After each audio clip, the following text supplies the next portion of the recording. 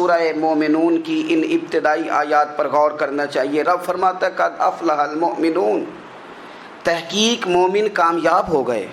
کون سے مومن؟ الذین هم فی صلاتہم خاشعون، وہ جو اپنی نمازوں میں گڑ گڑانے والے ہیں، خشوع کے ساتھ، عاجزی کے ساتھ، انکساری کے ساتھ، ذوق کے ساتھ نماز پڑھنے والے ہیں۔ والذین هم عن اللغو معرضون، اور وہ جو بیہودہ باتوں سے منہ پھیرنے والے ہیں، لغویات سے اپنا رخ پھیرنے والے سنجیدہ لوگ۔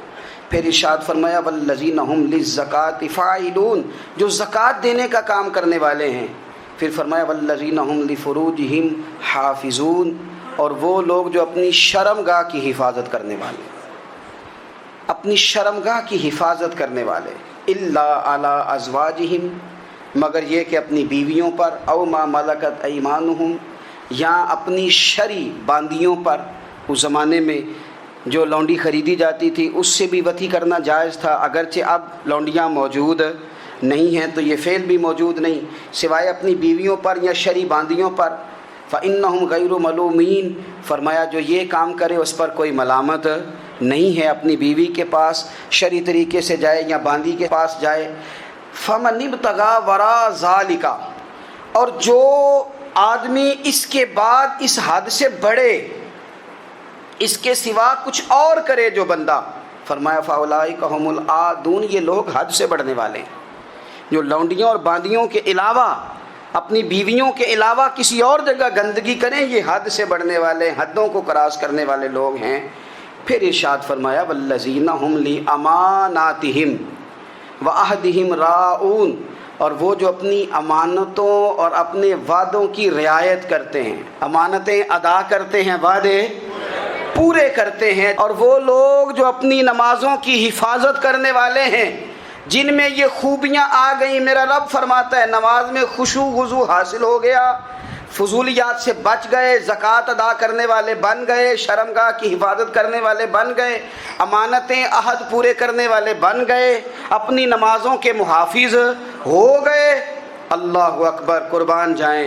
مالک فرماتے ہیں اولئک هم الوارثون، یہی لوگ تو وارث ہیں۔ یا اللہ کس چیز کے؟ فرمایا الذین یرثون الفردوس، یہ لوگ جنت کے وارث ہیں، یہ جنت کے وارث ہیں یہ لوگ۔ ہم فیہا خالدون، اور فردوس سے، جنت سے نکالے نہیں جائیں گے، ہمیشہ ہی جنت میں رہیں گے۔ یہ آیات اللہ کا مطالبہ بھی ہے، یہ آیات صحابہ، اہل بیت، اولیاء اللہ، ان تمام کی سیرت کا عکس بھی ہے۔ اور سب سے بڑھ کر سیدہ عائشہ صدیقہ فرماتی ہیں یہی تو آیات ہیں جنہیں اچھی طرح سمجھ لو گے تو تمہیں مدینے والے کے اخلاق بھی سمجھ میں آ جائے گا، حضور کے اخلاق بھی تمہیں سمجھ میں آئیں۔ بڑے غور کے ساتھ سورہ مومنون کی ان ابتدائی آیات پر غور کرنا چاہیے۔ رب فرماتا ہے قد افلح المؤمنون، تحقیق مومن کامیاب ہو گئے۔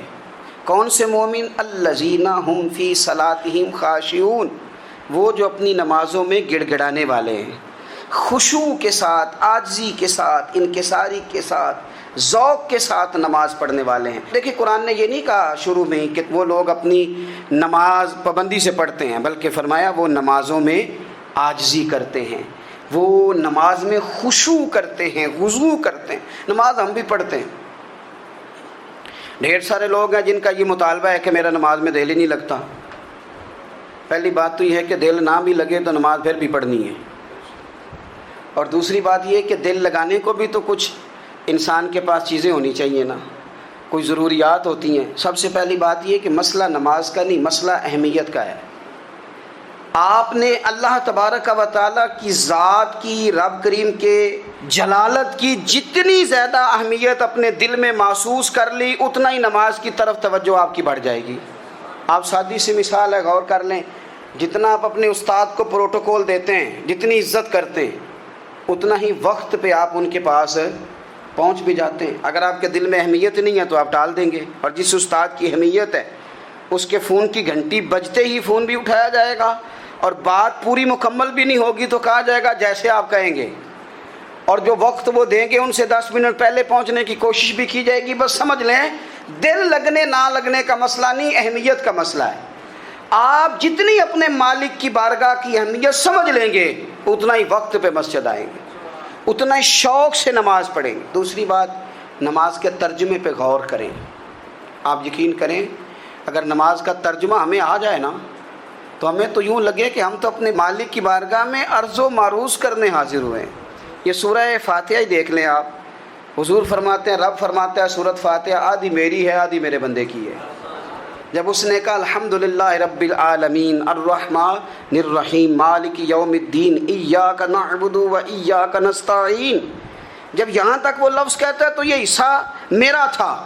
اس نے اپنے رب کی تعریف کی، اور جب کہا نا اس نے اہدنا الصراط المستقیم، اب بندے نے التجائیں شروع کر دی۔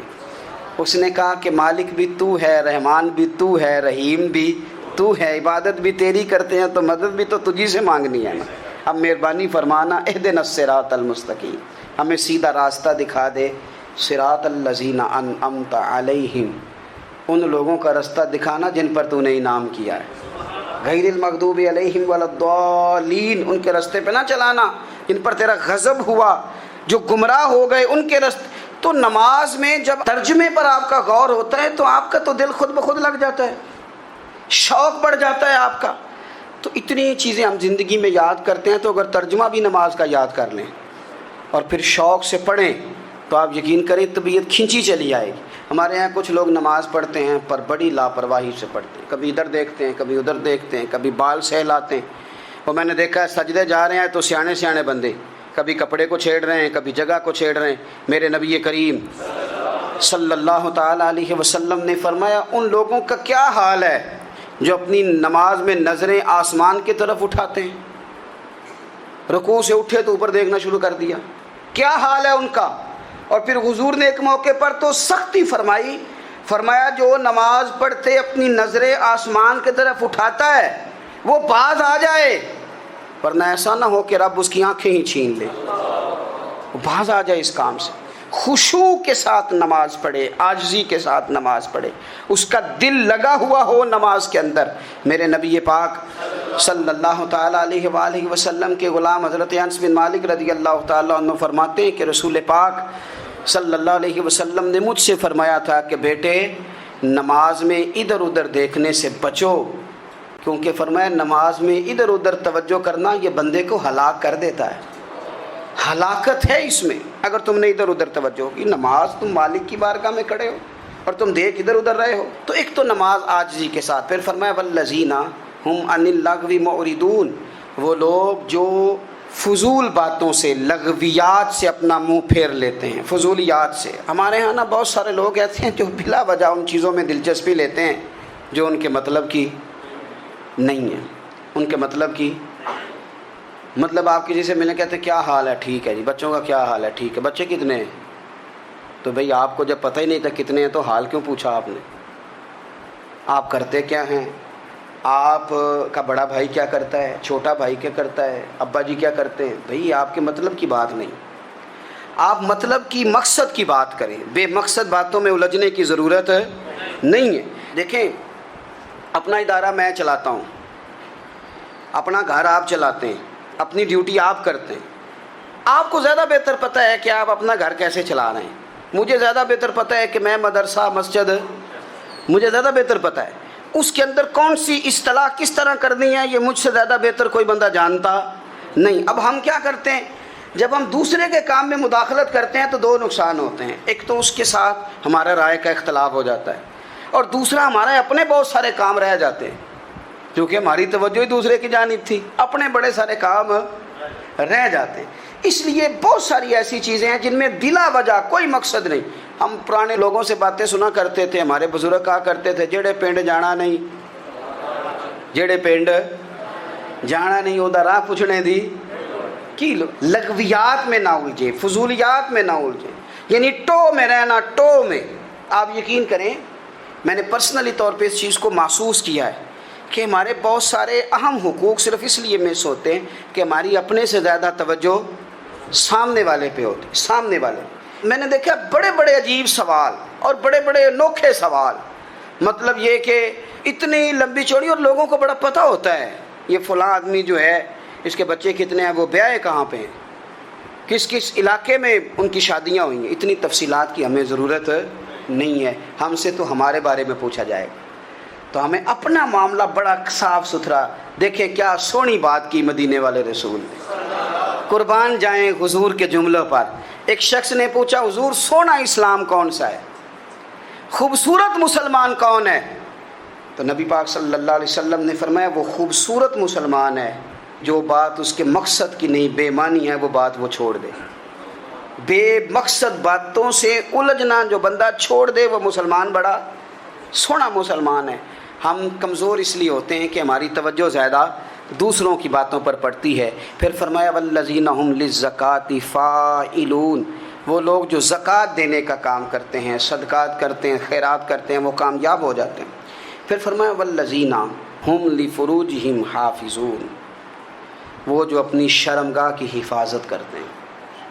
نوجوان میری بات پر توجہ کریں. فرمایا وہ لوگ جو اپنی شرمگاہ کی، والذین هم لفروجہم حافظون، وہ لوگ جو اپنی شرمگاہ کی حفاظت کرتے ہیں. حضور غوث پاک رضی اللہ تعالیٰ عنہ فرمایا کرتے تھے دو چیزیں انسان اپنی سنبھال لینا، ایک پیٹ اور ایک شرمگاہ. تو فرماتے تھے ولایت اس کے بڑی قریب آ جاتی. ہم نہ ان لذات میں الجھ جاتے ہیں. سیانے سیانے بندے روٹی کمر سیدھی کرنے کے لیے کھانی چاہیے، زبان کے ذائقے کے لیے نہیں کھانی چاہیے. یہ زبان کا ذائقہ لگ جائے یہ کہیں کا نہیں چھوڑتا انسان. اپنی شرمگاہ کی جو لوگ حفاظت کر لیتے ہیں، کوئی بڑے سے بڑا گناہ کرنے سے بھی بندہ کافر نہیں ہوتا. بندہ کفر کرنے سے کافر ہوتا ہے. گناہ بڑے سے بڑا کرنے والا بھی گناہ گار ہے، کافر نہیں. لیکن بعض گناہ ایسے ہیں جو جس وقت بندہ کر رہا ہوتا ہے اس وقت وہ مومن نہیں ہوتا. میرے نبی کریم صلی اللہ تعالیٰ علیہ وسلم نے فرمایا جب کوئی شرابی شراب پیتا ہے اس وقت مومن نہیں ہوتا. جب کوئی چور چوری کرتا ہے تو اس وقت مومن نہیں ہوتا. اور جب کوئی زانی زنا کرتا ہے تو تب وہ مومن نہیں ہوتا. اتنی دیر کے لیے اس کے دل سے ایمان نکال لیا جاتا ہے. یہ جو ہمارے لڑکے بن سنور کے نکلتے ہیں، یہ جو میک اپ کا خرچہ لڑکیوں کے برابر لڑکوں کا ہوتا جا رہا ہے، یہ جو لڑکے بھی رات کو چہرے پر کریم لگا کر کے سوتے ہیں، یہ بتا سکتے ہیں کہ مقاصد کیا ہے؟ بتا سکتے ہیں؟ یعنی بچے بھی بغیر شیمپو کے بال نہیں دھوتے. مثلا کیا کرنا ہے آپ نے اس کا؟ بڑی بڑی قیمتی چیزیں جو ہیں وہ آپ نے رکھی ہوئی ہیں. مقصد کیا ہے؟ یہ جو ہمارے بچے بن سنور کے نکل رہے ہیں تو کیا دعوت دے رہے ہیں سوسائٹی کو؟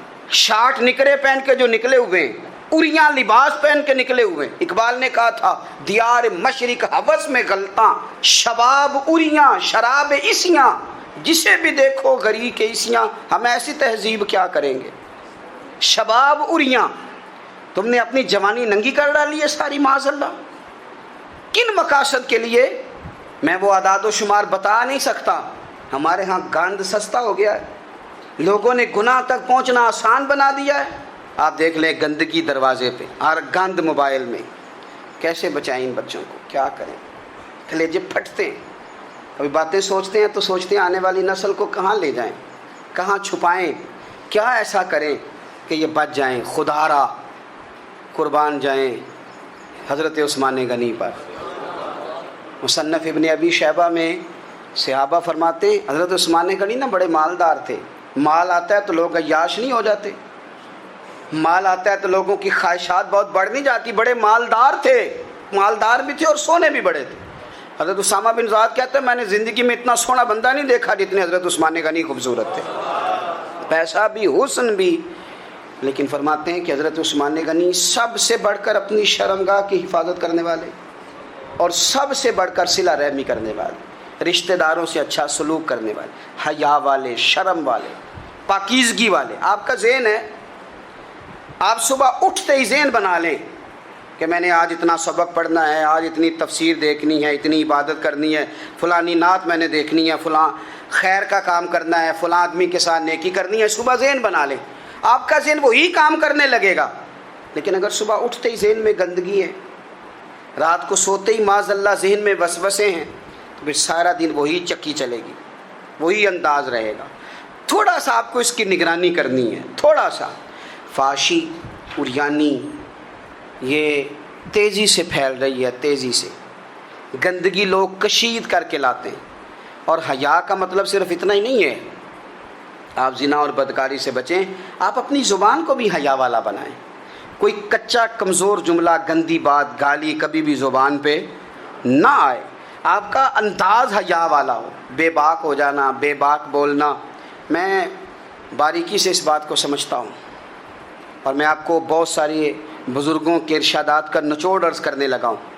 آپ اپنا ذہن صاف کر لیں، آپ کے بہت سارے کام ویسے ہی صحیح ہو جائیں گے، کیونکہ ہمارے دین کے اندر زیادہ اجر نیتوں اور ارادوں پہ ملتا ہے۔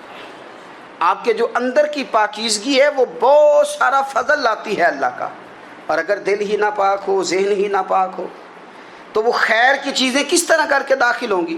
اپنی شرمگاہ کی قربان جائیں۔ نوجوانوں ذرا غور کرنا، میرے نبی کریم صلی اللہ تعالیٰ علیہ وسلم کے بارے میں حضرت عائشہ صدیقہ فرماتی ہیں کہ عرب کی کنواری لڑکیاں بڑی حیا والی ہوتی تھیں، لیکن اللہ کے پیارے رسول صلی اللہ علیہ وسلم عرب کی کنواری لڑکیوں سے بھی بڑھ کر حیا والے تھے۔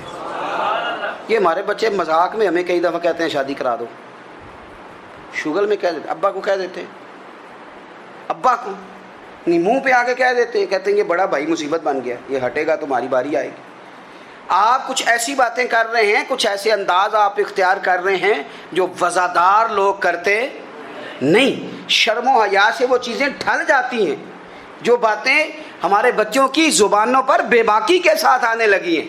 اور میں آپ کو ایک عقلی بات عرض کرتا ہوں، آپ اپنی زبان سے جو جملے خود ادا کرتے ہیں وہ جملے آپ کے دل پر بھی اثر کرتے ہیں۔ اگر آپ غلط بات بار بار کریں گے تو آپ کا دل بھی غلط بات کی طرف مائل ہو جائے گا۔ آپ 10 بار، 15 بار، 20 بار کوئی خیر کی بات کریں، خیر کی، تو آپ دیکھیں کہ آپ کا دل بھی خیر کی طرف مائل ہو جائے گا۔ آپ خیر کی باتوں پر اپنے آپ کو لائیں، اچھی باتوں پر اپنی توجہ لائیں، آپ کا دل بھی اچھائی کی طرف مائل ہو جائے گا۔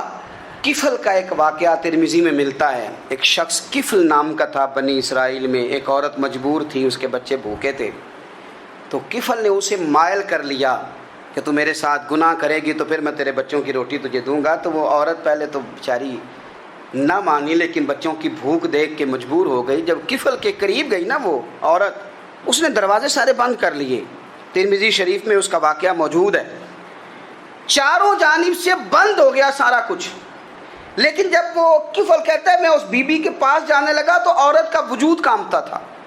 جس بندے کو گناہ کی طرف جاتے اس کی طبیعت میں ہیجان پیدا ہو، تو معنی یہ ہے کہ ابھی ذہن پورا غلیظ نہیں ہوا، ابھی طبیعت پوری گندی نہیں ہوئی، ابھی ایمان کی بہت ساری قسمیں موجود ہیں، عورت کا وجود کانپتا ہے۔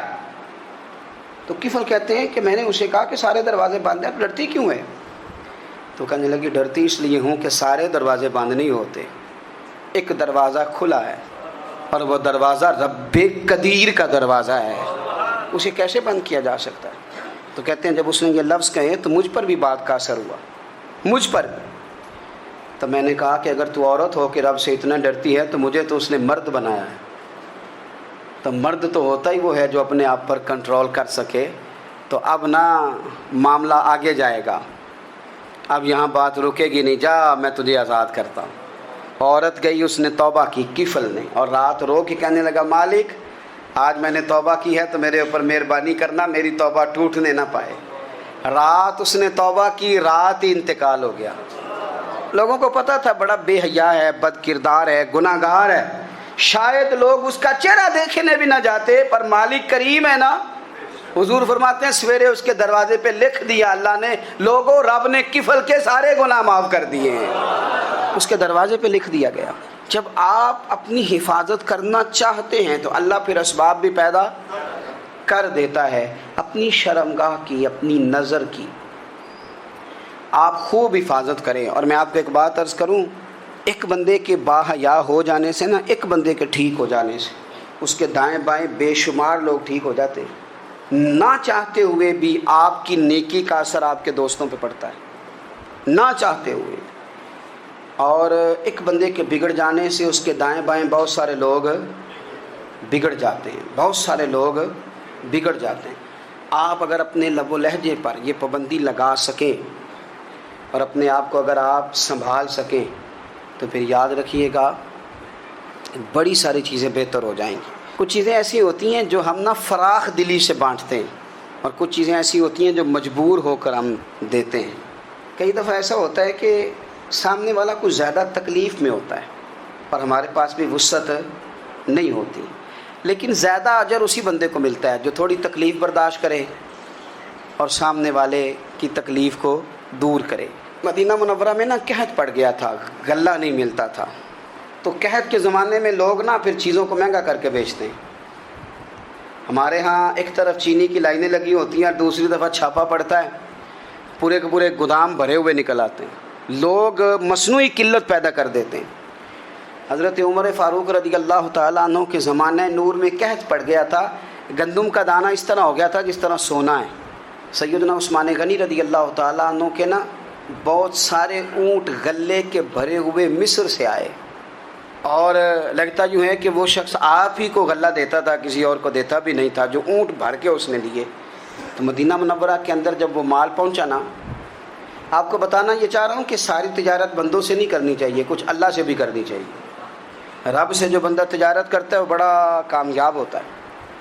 وہ غلے سے بھرے ہوئے اونٹ آپ کے پہنچ گئے تو تاجر آئے، انہوں نے آگے کہا عثمان ہم کھول کے نہیں دیکھتے کہ اندر مٹی ہے کہ سونا ہے، اور یہ بھی نہیں پوچھتے آپ نے کتنے کا خریدا، آپ کی زبان پر اعتبار ہے، آپ نے جتنے کا مال لیا ہے ہم ڈبل دیتے ہیں، آپ ہمیں دے دیں۔ آپ فرمانے لگے نہیں مجھے زیادہ نفع ملتا ہے۔